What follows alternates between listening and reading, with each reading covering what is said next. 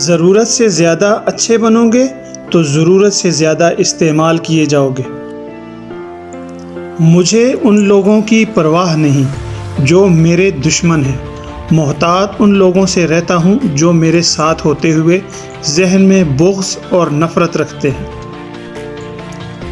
ہر چیز کا صدقہ ہوتا ہے اور عقل کا صدقہ یہ ہے کہ جاہل کی بات کو برداشت کیا جائے۔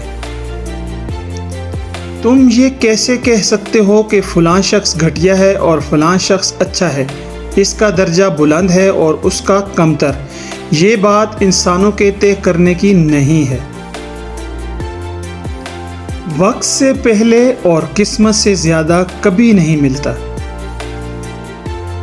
شدید دکھ ہوتا ہے جب ہم کسی پر اندھوں کی طرح اعتماد کریں اور وہ ثابت کر دے کہ ہم واقعی اندھے ہیں۔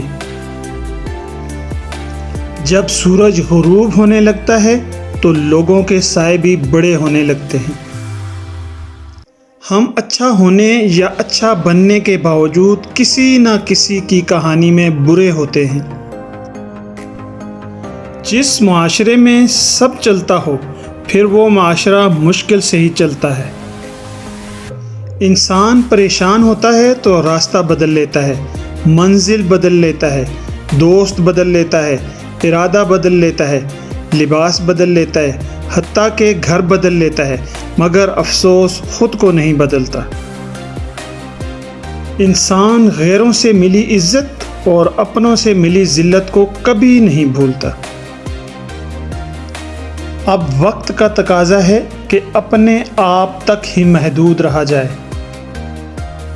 کامیاب زندگی کی نشانی یہی ہے کہ جب آپ پیچھے مڑ کر دیکھیں تو کوئی پچھتاوا نہ ہو۔ موت کتنی تیزی سے ہماری طرف بڑھ رہی ہے، اگر ہمیں پتہ چل جائے تو ہمیں اپنے منصوبوں پر ہنسی آ جائے۔ اندر سے ٹوٹا ہوا انسان باہر کے لوگوں کے بھی کسی کام کا نہیں رہتا۔ محبت سے غم اور اداسی ضرور پیدا ہوگی، وہ محبت ہی نہیں جو اداس نہ کر دے۔ اکثر لوگوں میں تکبر ہوتا ہے۔ ہمارے جھگڑے اس لیے بھی ختم نہیں ہو پاتے کیونکہ ہم جھگڑوں کو جھگڑوں سے ختم کرنے کی کوشش کرتے ہیں۔